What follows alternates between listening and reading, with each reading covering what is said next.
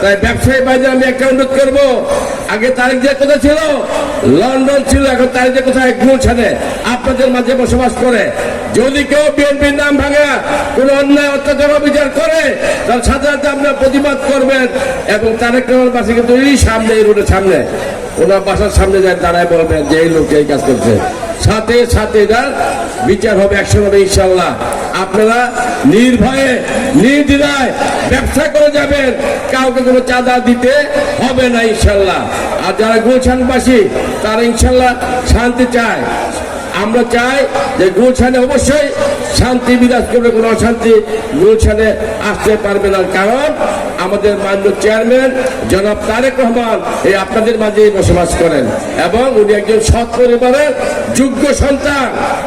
ভাবে আগামী 10টা দিন রাত দিন পরিশ্রম করে বিপুল ভোটের ব্যবধানে আমাদের নেতা, আমাদের অহংকার, জাতীয়তাবাদী শক্তির আগামী দিনের ভবিষ্যৎ তারেক রহমানকে ঢাকা 17 আসন থেকে বিজয়ী করতে হবে।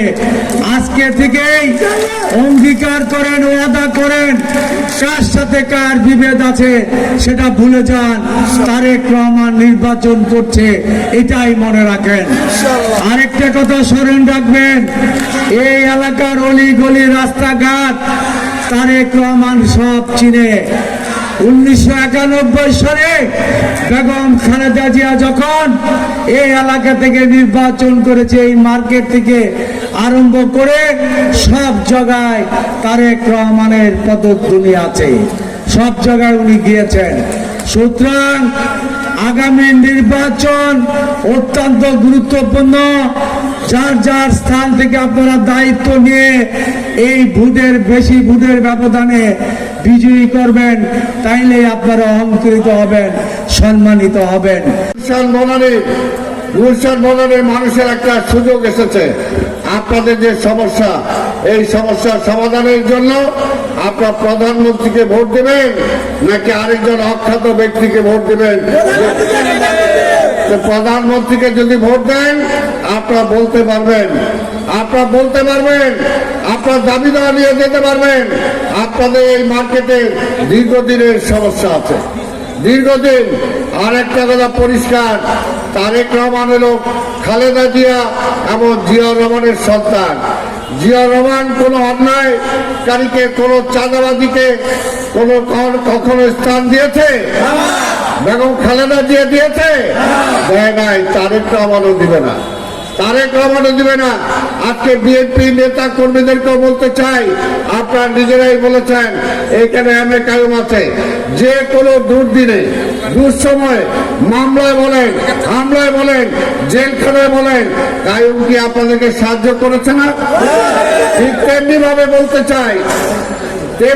বলতে চাই, কোনো চাঁদাবাজির দরকার নাই, কোন হুকুম দখলকারী দরকার নাই।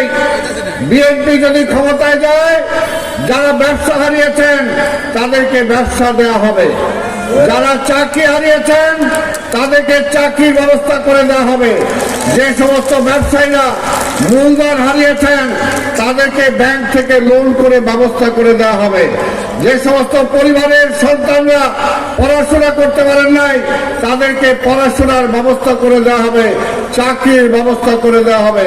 অর্থাৎ দলীয় নেতা কর্মীদের দায়িত্ব দলের। মনে রাখবেন, কোন ভোটার যাতে ক্ষতিগ্রস্ত না হয়, সাধারণ পাবলিক যাতে ক্ষতিগ্রস্ত না হয়, এই কথাটা কিন্তু মনে রাখতে হবে। পরিষ্কার দেখেন, বাংলাদেশে বেগম খালেদা জিয়া নেত্রী ছিল, আরেকটা নেত্রী ছিল শেখ হাসিনা। শেখ হাসিনা বস্তায় বস্তায় টাকা দিছে, বস্তায় বস্তায় সিন্ধুক ভরে বিদেশে টাকা দিয়ে গেছে, নিজের আত্মীয় স্বজনকে সব পার্লামেন্ট মেম্বার বানাইছে, মন্ত্রী বানাইছে, টাকা পয়সা বানানোর সুযোগ করে দিছে। আজকে কি শেখ হাসিনা আছে? এক সারিতে পাল্টাইতে হয়েছে, দুপুরের ভাতটা পর্যন্ত খাইতে পারে নাই।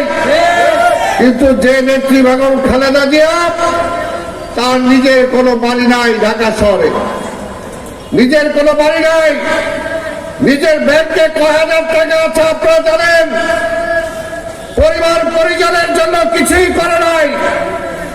কিন্তু সেই বেগম খালেদা জিয়া আজকে যে সম্মান পেয়েছে, হাসিনা কি সেই সম্মান পাইছে?